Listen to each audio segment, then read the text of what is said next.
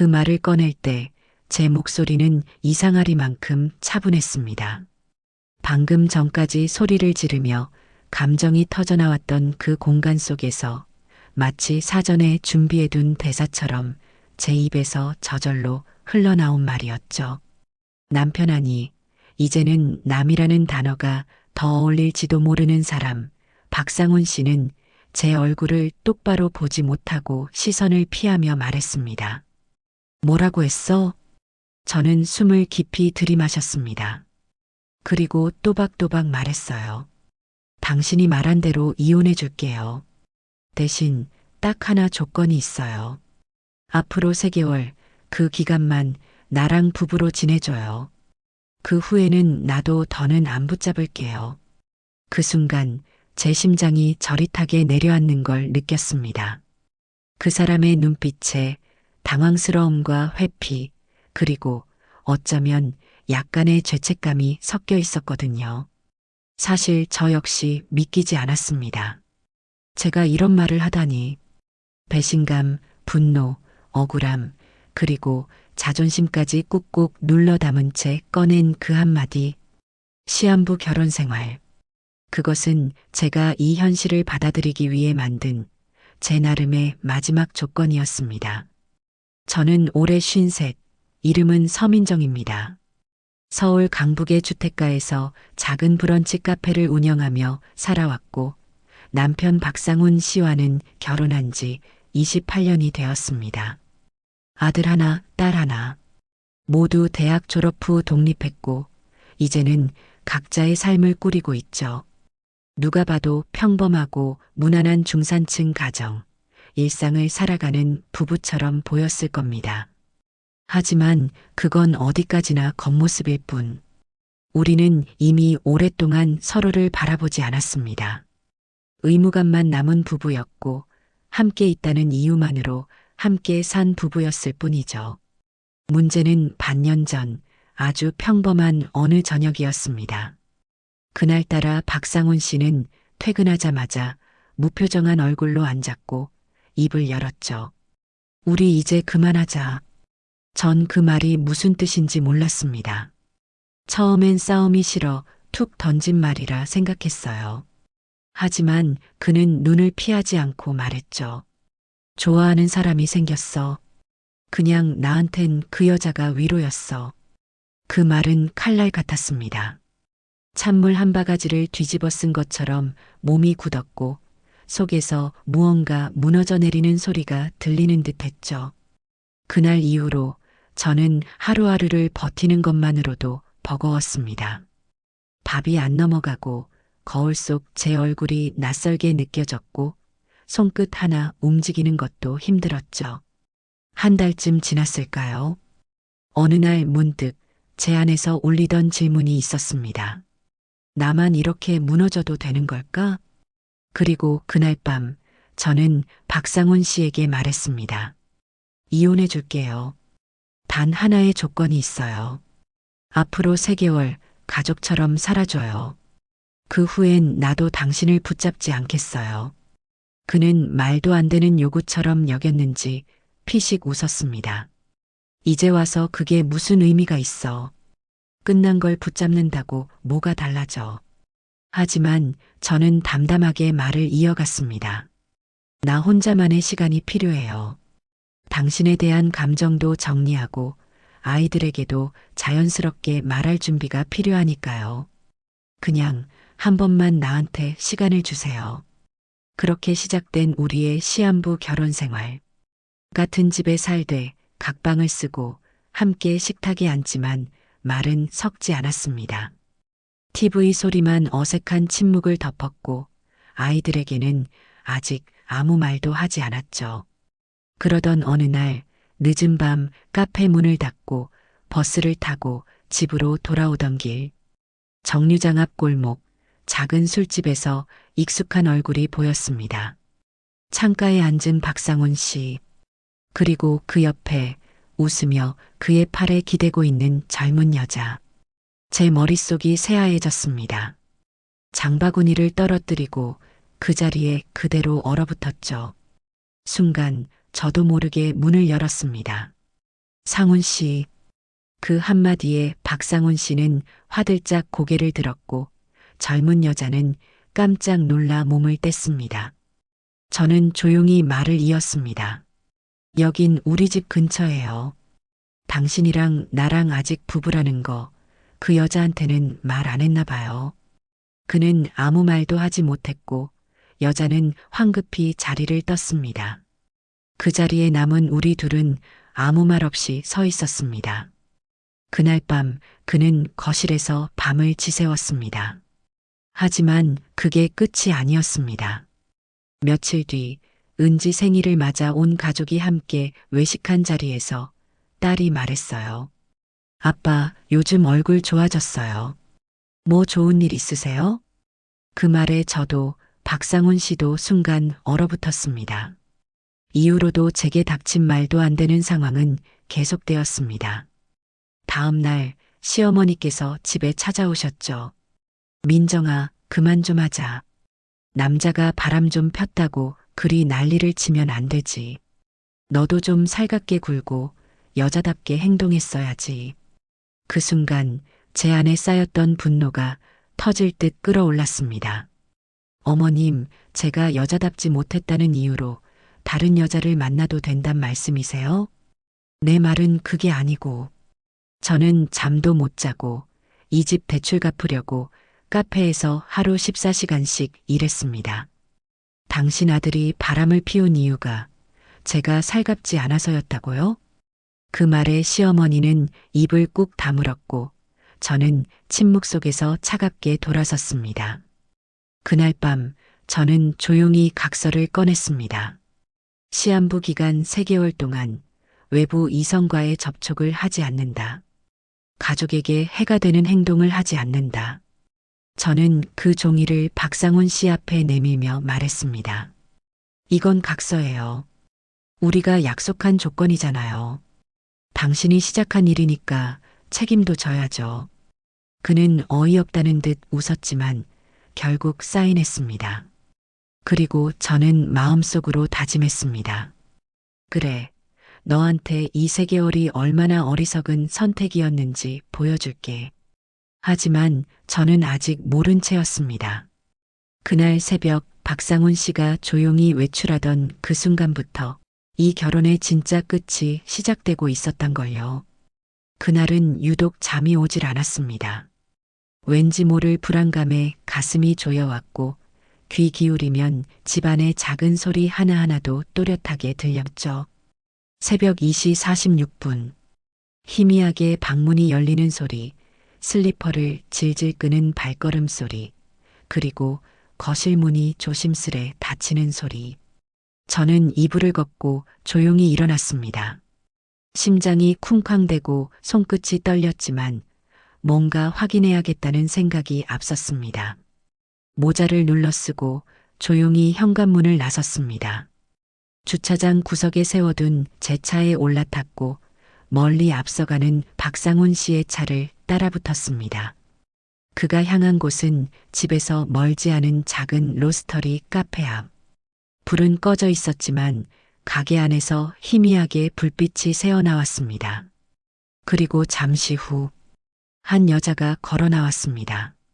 밝은 트렌치 코트를 입고 머리를 질끈 묶은 젊은 여자. 그는 다정하게 그녀를 맞이했고 두 사람은 커피를 들고 나란히 걸었습니다. 웃음소리, 팔을 스치듯 부딪는 자연스러운 몸짓, 그리고 모텔 골목. 저는 브레이크를 밟은 채 손에 핏기가 사라지는 것도 느끼지 못할 정도로 핸들을 움켜쥐고 있었습니다. 두 사람은 아무 망설임 없이 모텔로 들어갔습니다. 그날 새벽 저는 혼자 차 안에서 한참을 울었습니다. 그리고 복수의 시계를 돌리기 시작했습니다. 그날 이후 저는 박상훈 씨의 휴대전화를 다시 보기 시작했습니다. 비밀번호를 알고 있었지만 한동안 건드리지 않았던 이유는 아직까지 제 마음 한구석에서 혹시 아닐지도 모른다는 마지막 희망 때문이었습니다. 하지만 그날 모텔 앞에서의 장면은 더는 그럴 필요 없다는 걸 제게 분명히 말해주었죠. 그가 샤워를 하는 틈을 타 저는 거실에 둔 그의 휴대전화를 열었습니다. 메신저 기록, 통화 목록, 사진첩, 메모장까지 샅샅이 훑었습니다. 그리고 하나의 메모가 눈에 띄었습니다. 대출 상환일 6월 20일 송금 300만 원 서진. 서진. 그 이름을 보는 순간 제 온몸에 소름이 돋았습니다. 그 젊은 여자 이름이었습니다. 문제는 그 밑에 적혀 있던 메모였습니다. 호텔 403호 주말 일정 확정 여행 경비 송금 완료 230만. 저는 그 즉시 계좌 내역을 확인했습니다.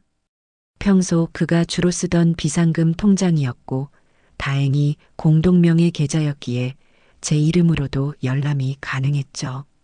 한 달 사이 무려 700만 원 가까운 돈이 사라져 있었고 수상한 송금처는 SD 컴퍼니, S튜디오, JY 트래블 등 개인 명의처럼 보이지 않는 법인 계좌들이었습니다. 저는 곧바로 노트북을 켜고 하나씩 검색해보기 시작했습니다. 그중 스튜디오라는 곳은 서울의 한 성형외과 뷰티센터였고 서진이라는 이름으로 고객 후기까지 올라와 있었습니다. 남자친구가 비용을 지원해줬어요. 저도 예뻐졌으니 더 사랑받겠죠? 라는 말과 함께 손이 떨렸습니다. 심장이 바닥으로 꺼지는 듯한 느낌. 남편은 그 여자에게 제 땀으로 채운 돈을 아무렇지도 않게 흘려보내고 있었던 겁니다. 저는 그대로 사진을 찍고 자료를 백업했습니다. 그리고 며칠 후 시댁에서 작은 행사가 있어 가족이 모두 모인 자리에 박상훈 씨가 서진을 소개하려는 분위기를 감지했습니다. 그 자리에서 저는 조용히 종이 한 장을 꺼냈습니다. 남편의 사인이 찍힌 각서 복사본과 그날 모텔 앞에서의 사진, 그리고 계좌 내역과 메모. 이건 박상훈 씨가 쓴 각서입니다.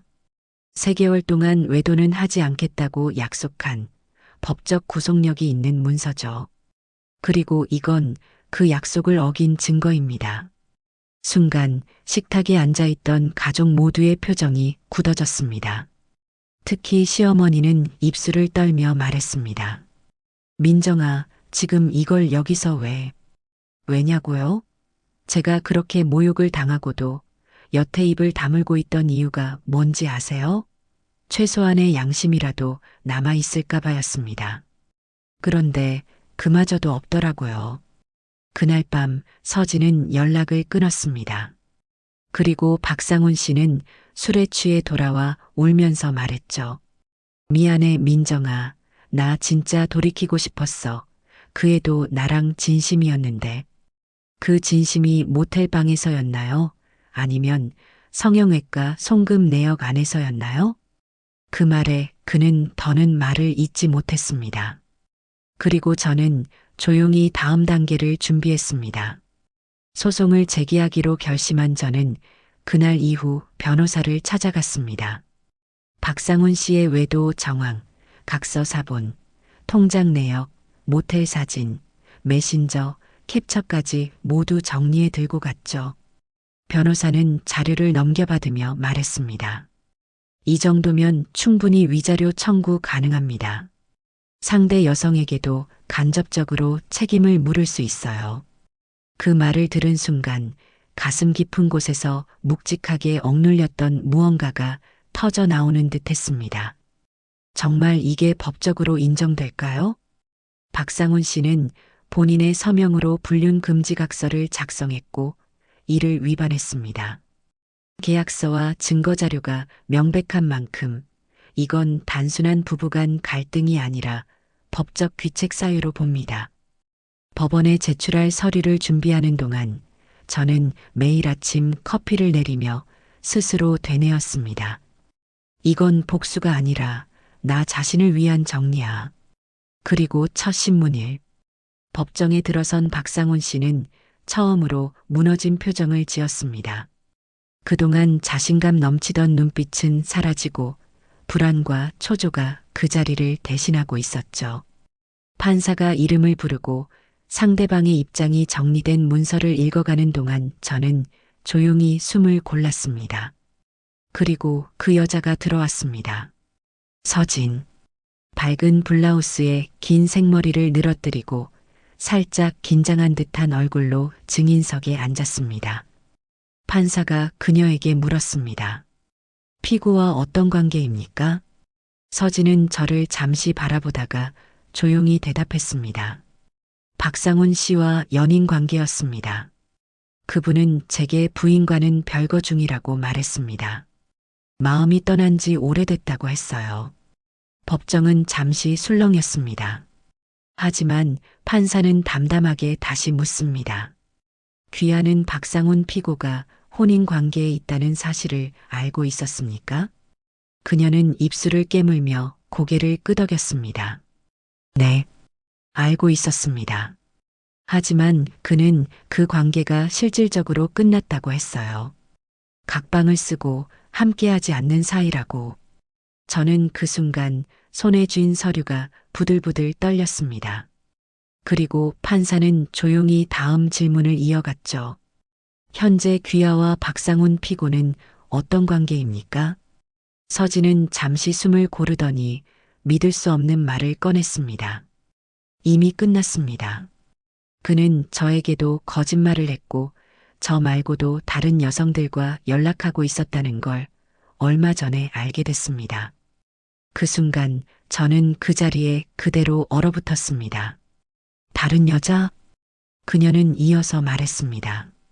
제가 우연히 그의 휴대전화 사진첩을 보게 됐는데 어떤 여성과 다정하게 찍은 사진들이 있었습니다. 그리고 그 여성은 낯이 익었습니다. 판사가 고개를 끄덕이며 물었습니다. 그 여성이 누구라고 생각합니까? 서민정 씨와 함께 봉사활동을 하던 요양병원 간호사였어요. 저는 그대로 숨이 멎는 줄 알았습니다. 그 간호사, 내게 매일 커피를 건네며 웃던 밝고 친절했던 그 여자. 그녀가 세 번째 여자였습니다. 제 귀가 웅하고 멀어졌고 법정의 소리가 멀리서 울리는 것처럼 느껴졌습니다. 눈앞에 앉은 박상훈 씨의 표정이 흑빛으로 변해갔습니다. 그리고 판사의 말이 들렸습니다. 피고의 행동은 명백한 혼인 파탄의 귀책 사유입니다. 고의적 기망과 반복적 외도는 원고에게 심각한 정신적 피해를 입혔습니다. 그 말에 저는 조용히 눈을 감았습니다. 그날을 위해 수없이 준비해왔고 예상했던 결과였지만 진짜 복수는 지금부터였습니다. 재판이 끝나고 며칠 뒤 뜻밖의 사람이 저를 찾아왔습니다. 바로 시아버지 박노식 어르신이었습니다. 평소 조용하고 말수가 적던 분위기에 갑작스러운 방문에 놀랄 수밖에 없었죠. 민정아, 시간 좀 괜찮겠니? 그 목소리엔 어딘지 모르게 무거운 기색이 서려 있었고 저는 조용히 고개를 끄덕이며 응접실에 그를 모셨습니다. 한참을 말없이 앉아 계시던 시아버지께서 조심스럽게 입을 열었습니다. 이 모든 일이 이렇게까지 될 줄은 몰랐구나. 그리고 이제야 말하지만 너한테 정말 미안하다. 아버님, 무슨 말씀이세요? 그분은 주머니에서 낡은 노트를 꺼내 저에게 건넸습니다. 그 안에는 오래전 메모들이 빼곡히 적혀 있었고 낯익은 이름들이 등장했죠. 사실 상훈이는 너랑 결혼하기 전에도 바람을 피웠다. 당시 내가 알았지만 그냥 젊은 혈기에 잠깐 흔들린 거라 생각했었지. 내가 워낙 참을성 있고 성실한 사람이라 언젠가는 바로 잡힐 거라 믿었다. 그 말에 저는 눈앞이 아찔해졌습니다. 그럼 저랑 결혼할 당시에도 이미. 그래. 내가 말렸어야 했는데 그땐 내가 너희 어머니에게 이번만은 괜찮을 거다고 했었어. 그게 지금도 마음에 걸려. 눈시울이 붉어진 시아버지의 고백은 생각보다 더 오래된 배신의 시간을 보여주고 있었습니다. 그때 문득 그가 들고 있던 봉투 하나를 제게 내밀었습니다. 이건 내 유언장 초안이란다. 내가 필요할 것 같아서 미리 보여주려 해. 저는 조심스럽게 봉투를 열었습니다. 손글씨로 정리된 유언장 초안에는 놀라운 내용이 담겨 있었죠. 본인 박노식은 보유 중인 부동산 일건과 예금 일체를 며느리 서민정에게 남긴다. 이는 아들 박상훈의 반복적인 외도와 무책임한 행동에 대한 책임을 물어 상속 대상에서 제외함을 명시함. 저는 숨을 삼켰습니다. 이건 아버님, 너무 과하신 거 아니에요? 과하지 않아. 그 아이가 한 짓은 가정을 무너뜨린 죄야. 그리고 너처럼 집안을 위해 헌신한 사람에게 이 정도는 줘야지. 나도 내 손자가 그런 꼴로 자라는 건 보고 싶지 않거든. 그 말은 제 가슴 깊은 곳에서 무언가가 녹아내리는 느낌이었습니다. 그동안 혼자라고 느꼈던 수많은 날들 속에서 처음으로 누군가가 제 편이 되어주는 느낌이었으니까요. 며칠 후 박상훈 씨는 시아버지의 유언장을 우연히 보게 되었고 집안은 다시 전운이 감돌았습니다. 아버지, 그거 농담이죠? 설마 진짜로 나를 상속에서 제외하시겠다는 거예요? 그는 제 앞에서 분노에 찬 얼굴로 말을 내뱉었습니다. 민정이 당신 무슨 짓을 한 거야? 당신이 아버지를 조종한 거야? 나한테서 다 빼앗아 가고 싶었어? 저는 조용히 그를 바라보다가 말했습니다. 나는 당신에게서 아무것도 빼앗은 적 없어요. 오히려 내가 다 주었죠. 청춘도 시간도 가족도. 그런데 당신은 뭘 줬죠? 당신이 뺏은 거예요, 스스로. 그 말에 그는 입을 다물었습니다. 그날 이후 그는 시아버지와 연락을 끊었고 결국 유산에서 완전히 배제되는 내용의 공증이 이루어졌습니다. 하지만 그보다 더 큰 사건은 아직 남아 있었습니다. 바로 그 여자의 진짜 정체가 밝혀지는 날이 다가오고 있었으니까요. 그날 밤 박상훈 씨는 술에 취한 채 문을 벌컥 열고 들어왔습니다. 웃기지 마, 다들 날 벌레 보듯 해. 민정이 당신 만족하겠어? 저는 아무 말 없이 바라보기만 했습니다. 그의 눈빛은 초점 없이 흐트러져 있었고 손에는 반쯤 비워진 위스키 병이 들려 있었습니다. 그 여자가 나한테 연락도 안 해. 다 당신 때문이야. 당신이 그 여자를 뒤에서 협박이라도 했지? 무슨 짓을 한 거야? 그의 말에 저는 조용히 웃으며 말했습니다. 아직도 그 여자가 당신 편일 거라고 믿었어요? 당신이 그 사람을 정말 안다고 생각해요? 그는 저를 노려보다가 비틀거리며 소파에 주저앉았고 저는 주방 서랍에서 한 봉투를 꺼내 테이블 위에 내려놓았습니다. 이게 뭐야? 그 여자 서진 씨 말이에요. 본명은 최서영이에요. 그리고 당신이 알고 있던 직장도 학력도 모두 위조된 거예요. 그는 믿지 못하겠다는 표정으로 봉투를 열었습니다. 안에는 민간 신용조사소를 통해 받은 개인정보 조사서가 들어 있었고 최서영이라는 이름과 함께 그녀가 과거에 저지른 수차례의 신분 세탁과 위조 이력이 기록돼 있었습니다. 이게 말도 안 돼. 그녀가 그럴 리가 없어. 그녀 전에도 비슷한 방식으로 접근해 재력 있는 남성들을 만났어요. 그리고 당신은 또 그 중 하나였던 거죠. 그는 믿을 수 없다는 듯 머리를 감싸쥐었고 저는 말했습니다. 당신이 그렇게도 사랑했던 그 사람, 사실은 당신을 이용한 거였어요. 위장된 신분으로 접근한 사기꾼이었고 당신은 그런 사람에게 모든 걸 내준 거죠. 그날 밤 박상훈 씨는 방으로 들어가 문을 걸어 잠갔습니다. 그리고 다음 날 아침 거실 탁자 위에 자신의 통장 몇 장과 휴대전화를 올려놓은 채 사라졌습니다. 며칠 동안 연락이 닿지 않았지만 저는 그를 찾지 않았습니다. 이젠 그 사람이 어디서 무엇을 하든 더 이상 저의 책임이 아니었으니까요. 그리고 며칠 후 경찰서에서 한 통의 전화가 걸려왔습니다. 서민정 씨 맞으시죠? 박상훈 씨 관련으로 드릴 말씀이 있습니다. 순간 가슴이 철렁 내려앉았지만 다행히도 사고나 범죄는 아니었습니다. 다만 박상훈 씨가 며칠간 모텔에 머물며 자해를 시도했다는 것이었죠.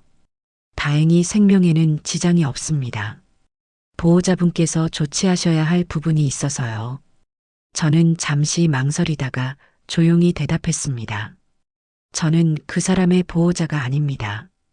더 이상 그 말은 진심이었습니다. 그 사건 이후 박상훈 씨는 병원에서 정신과 진료를 받기 시작했고 모든 소식은 저를 통하지 않고 변호사를 통해 전달되었습니다. 그리고 또 하나의 소식. 최서영, 그녀 역시 다른 사기 혐의로 체포되었다는 연락이 왔습니다. 피해자 중에는 외국인도 있었고 사건은 국제적 이슈로 확장되기 시작했죠. 저는 TV 뉴스를 통해 그녀가 수갑을 차고 경찰서에서 나오는 모습을 보았습니다. 짙은 화장, 무표정한 얼굴, 그리고 사람들의 야유. 그제야 정말 모든 게 끝났음을 실감했습니다. 28년의 결혼 생활, 복수, 치욕, 그리고 해방. 저는 더는 누군가의 그림자 속에 숨지 않기로 결심했습니다. 봄이 왔습니다. 창밖으로 햇살이 부드럽게 내려앉고 새소리가 잔잔하게 울리는 아침. 저는 카페 문을 열고 창가에 화분을 하나 더 놓았습니다. 그 화분 속에는 작년 가을 단풍이 한창일 무렵 손수 심은 튤립 구근이 자리하고 있었습니다. 그 아이가 처음 꽃을 피우던 날 저는 처음으로 마음속 공허함보다 평화를 느꼈습니다. 그날 아침 우편함을 열자 낯익은 필체의 편지 하나가 눈에 띄었습니다. 보낸 사람 박상훈. 손끝이 잠시 멈칫했지만 저는 조용히 편지를 꺼내 조심스럽게 펼쳤습니다.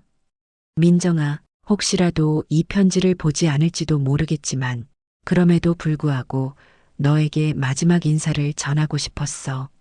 내가 지난날 얼마나 어리석었는지, 얼마나 많은 걸 잃었는지 뒤늦게야 깨달았어. 너는 나한테 너무 아까운 사람이었어. 그 사실을 인정하는데 왜 이리 오래 걸렸는지 이제 와선 후회만 남아. 나는 너처럼 강한 사람을 본 적이 없어. 너는 무너지는 순간에도 울면서도 정면을 바라봤고 끝까지 품위를 잃지 않았지.